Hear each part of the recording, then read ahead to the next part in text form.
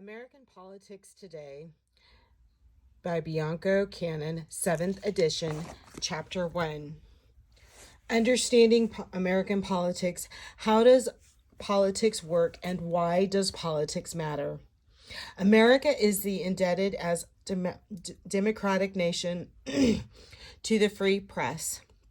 For truth it has uncovered, for truth it has disseminated, and for falsehoods it has repudiated. The press uncovered the government's lies about war in Vietnam. It exposed Watergate. It opened our eyes to the sexual abuse of children by priests, and most recently it shed a light on the sexual assault by numerous men in power. The work of the free press is essential. Fake news. Fake news, they're scum. Many of them are scum. You have some good reporters, but not many. I'll be honest with you, and that's one of the things we battle. But they're total, just terrible, dishonest people. And they couldn't figure out, what do we say about this conversation? President Donald Trump. One of Donald Trump's responses to unfavorable media coverage of his presidency is to label the accounts as fake news. From stories detailing Russian involvement in the 2016 election to accounts of the federal government's response to the COVID-19 pandemic, Trump argued that mainstream media outlets, aided by leaks from deep state career bureaucrats, were deliberately slanting coverage to build public opposition and ensure Trump's defeat in 2020. The media outlets argued in turn that they were simply reporting facts as facts. Chapter goals. While Trump's defeat in the 2020 elections means that he will likely fade from public view, his protracted conflict with the media illustrates one of the key ideas in his book.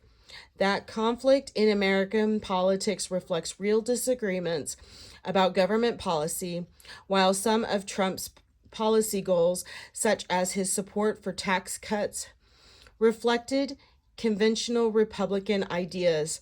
Others, such as his imposition of punitive tariffs, skepticism about American engagement abroad, proposals for immigration restrictions, and his support for reopening American society, in the case of COVID-19, were unpopular even among Republican lawmakers and voters. It's not surprising that Trump wanted more positive coverage as a way of building public support. It's also not surprising that reporters and editors were unwilling to comply, as their goal is to inform a broad audience, and not all of them are Trump supporters. And from the perspective of sustaining a functioning democracy, skeptical and even negative news coverage of political leaders is essential. Trump's complaints also illustrate a deeper issue in contemporary American politics. While there are many sources, it is often hard to determine which are reliable. Americans' propensity to share information through social media means that outlandishly false stories can get widespread attention.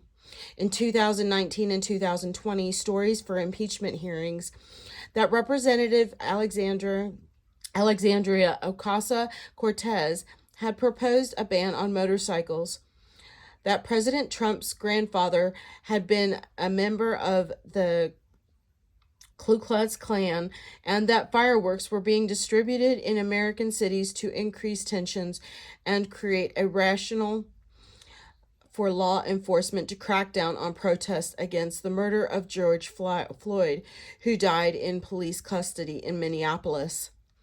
None of these stories are true. But in a world where public is bombarded with political information, it is easy to see why some truly fake news gets taken seriously.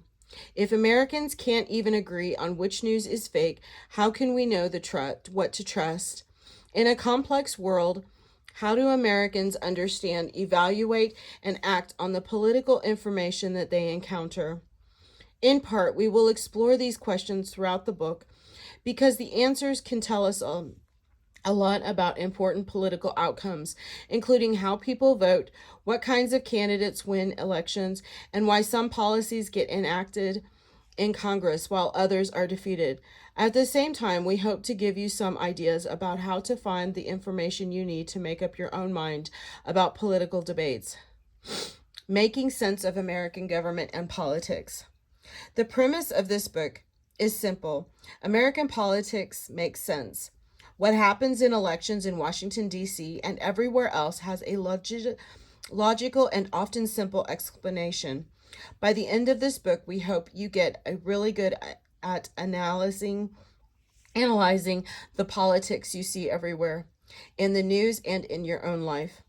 This claim may seem unrealistic or even naive. On the surface, American politics often makes no sense. Polls show strong support for extreme, unconstitutional, or downright silly proposals. Candidates put more time into insulting their opponents than into making credible campaign promises.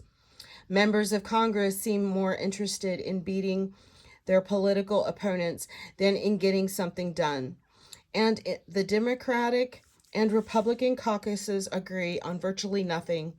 As we've just described, information from historically trusted national sources is labeled fake news.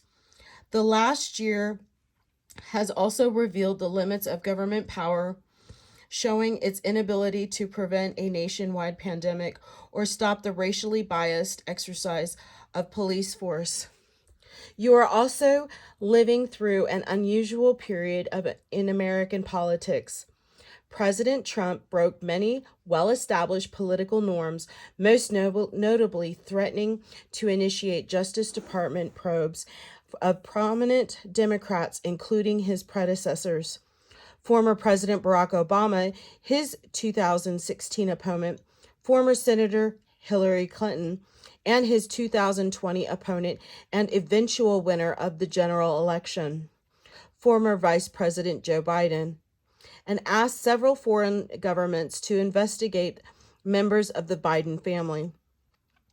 This is the event that triggered impeachment proceedings against him.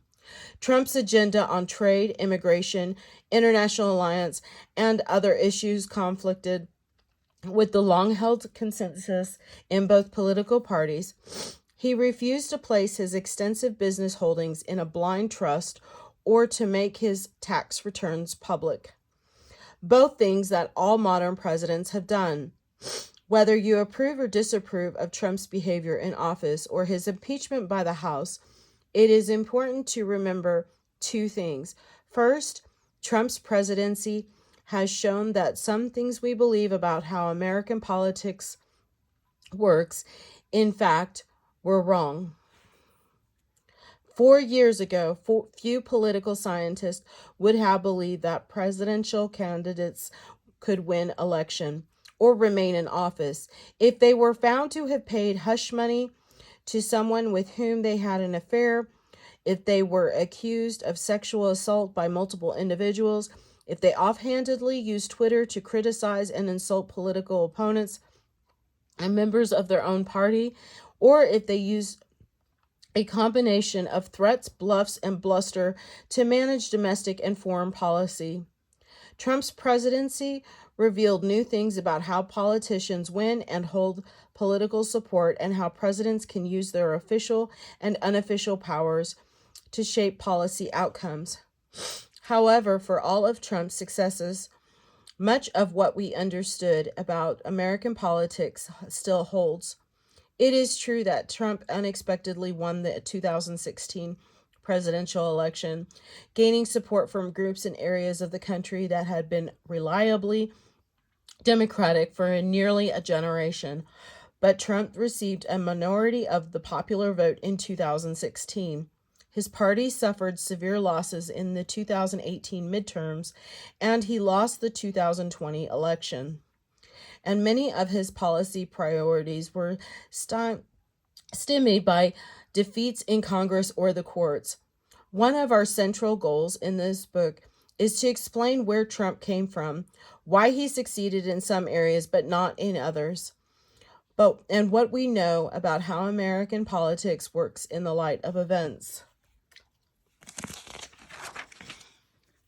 The second thing to keep in mind is that the polarization, distrust, anger, and worries about the survival of democracy that seem to be core features of contemporary American politics are actually nothing new. Many people, we believe, are hostile toward American politics because they don't understand the political process, feel helpless to influence election outcomes or policy making, and believe that it is impossible to work within the system to change things, even deeply flawed practices such as racially biased policing. A surprisingly high percentage of Americans dislike both political parties and their candidates and see the conflict between Republicans and Democrats as more evidence that American politics does not work well. Here again, while these beliefs might be somewhat stronger than they were a generation ago, Americans have been skeptical of politicians and political parties since the founding. To be clear, it is not our goal to turn you into a political junkie or policy wonk or a Democrat or a Republican or anything else. You don't need to like politics to make sense of it. But we hope that after finishing this book, you will have a basic understanding of how political process works and why it matters. One of our goals is to help you take an active role in the political process. If you want to, a functioning democracy allows citizens to defer complicated policy decisions to their elected leaders. But a democracy works better than when citizens organize to make demands of a government, monitor of what politicians do, and hold them accountable at the voting booth. This book will help you be an effective participant by providing the analytical skills. Effective participant by providing analytical skills you need to make sense of politics, even when it initially appears to make no sense at all. We are not going to spend time talking about how American politics should be. Rather, our focus will be explaining American politics as it is. Here are some other questions we will examine. Why don't people vote? Why do people vote? How do they decide whom to vote for? Why do so many people mistrust politicians and political system? Why can't Congress get things done? Why is the Supreme Court so political? Can presidents do whatever they want? Why can't they do more? How much power do bureaucrats have? Is the media biased? We will answer these questions and many others by applying 3 key ideas about the nature of politics. Politics is conflictual, political process matters, and politics is everywhere. But first we begin with even more basic questions. Why do we have government? Why do we have a government? As we prepare to address this question, let's agree on a definition. Government is the system for implementing decisions made through the political process. All countries have some form of government, which in general serves 2 broad purposes: to provide an order and to promote the general welfare. To provide order, at a basic level, the answer to this question, why do we have a government, seems obvious. Without government, there would be chaos. As the 17th century British philosopher Thomas Hobbes said, life in the state of nature, that is, without government, would be a solitary, poor, nasty, brutish, and short. Without government, there would be no laws. People could do whatever they wanted, even if people tried to develop informal rules. There would be no way to guarantee enforcement of those rules. Accordingly, some of the most important rules of government are policing and providing national security. Founders of the United States noted this crucial role in the Constitution's preamble. Two of the central goals of government are to provide for the common defense and to ensure domestic tranquility. The former refers to military protection against foreign invasion and the defense of our nation's common security interests. The latter refers to policing and law enforcement within the nation, which today includes the National Guard, the Federal Bureau of Investigation, or the FBI, the Department of Homeland Security, state and local police, and the courts. So at a minimum level, government is necessary to provide security. However, there's more to it than that. The founders cited the desire to establish justice and secure the blessings of liberty to ourselves and our posterity. But do we need government to do these things? It may be obvious that the police power of the nation is required to prevent anarchy. But can't people have justice and liberty without government? In a perfect world, maybe, but the founders had a more realistic view of human nature.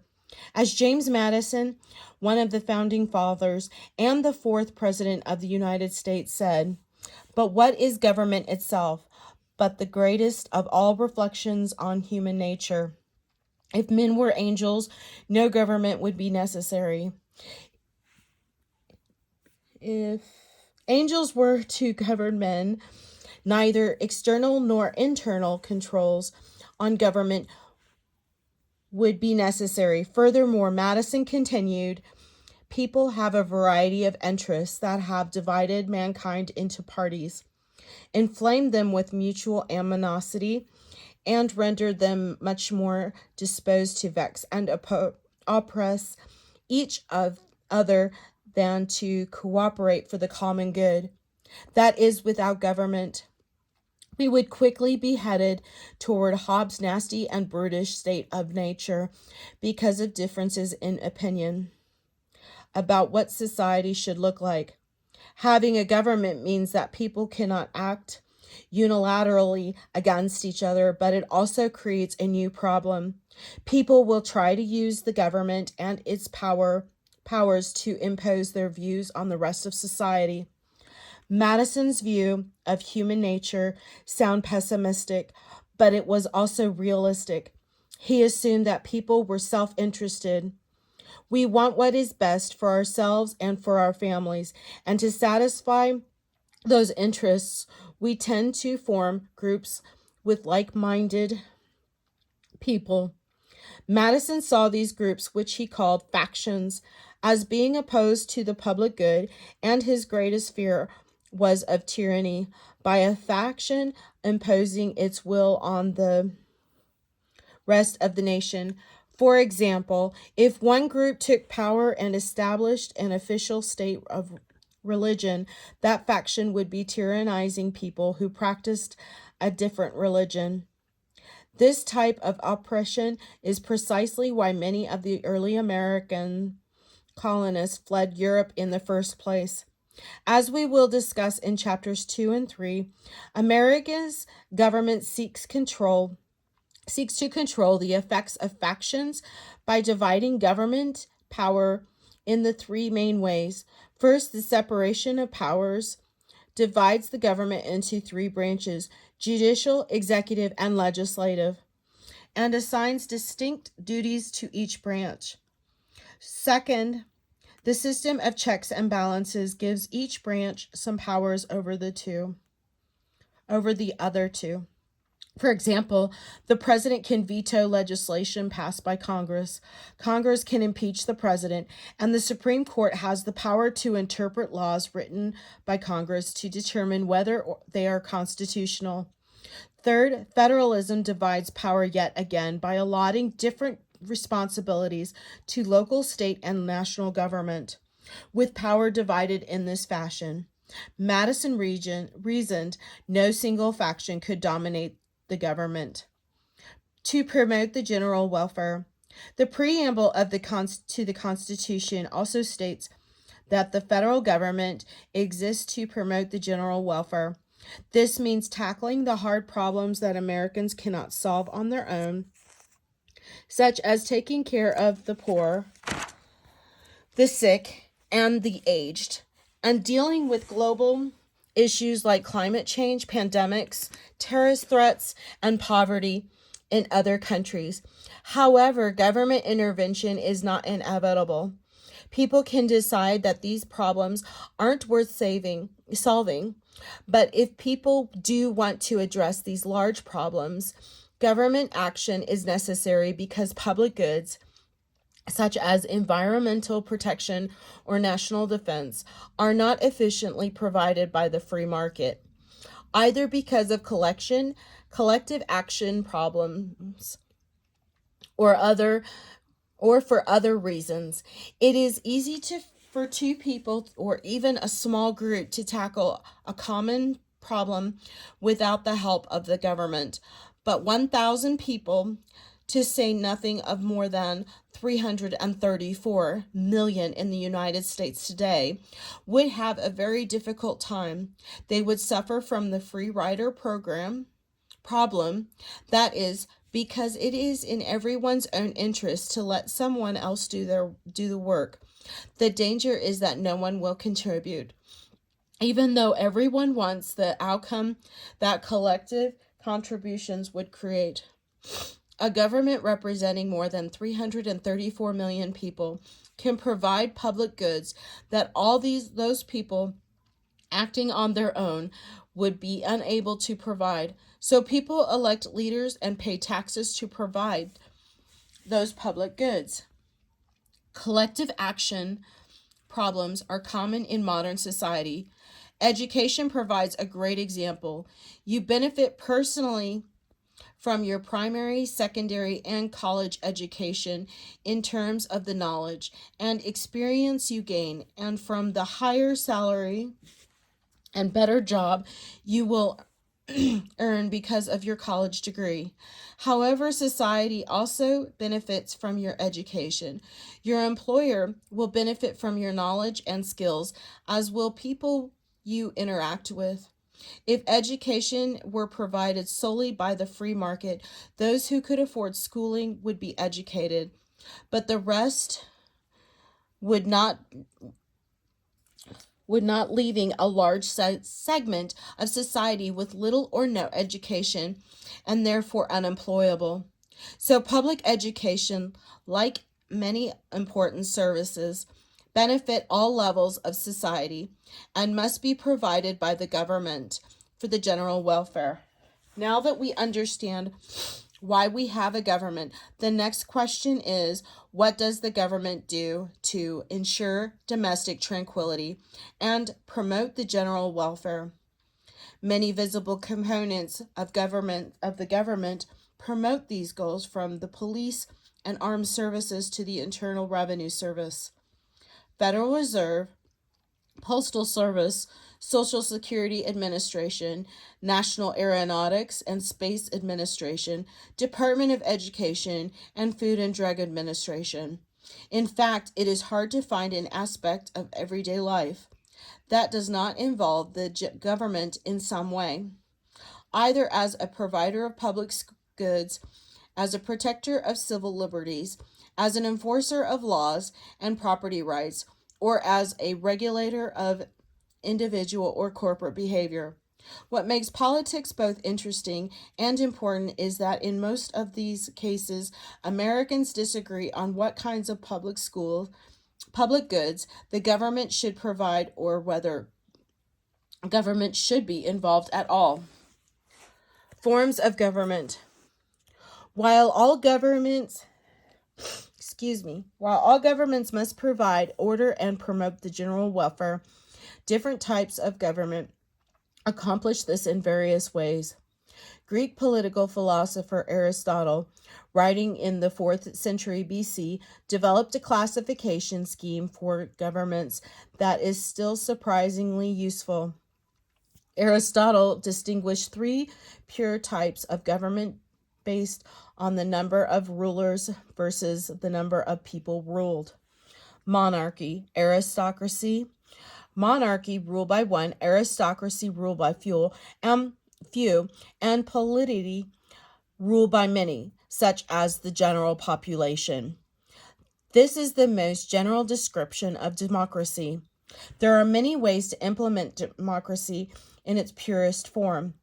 A democracy is a system in which citizens make policy choices directly, such as the referenda, pardon me. However, all current democracies, including America's national government, are organized as republics, in which the elected representatives make policy decisions on behalf of citizens. Republics throughout the world are organized very differently. For example, they allocate power differently among the executive, legislative, and judicial branches. Presidential systems, such as the one we have in the United States, tend to follow a separation of power among the three branches, while parliamentary systems, such as the one in the United Kingdom, elect the chief executive from the legislature, resulting in much closer coordination between those two branches. An additional distinction is the relationship among different levels of government in federal system, such as the United States. Power is shared among the local, state, and national levels of government.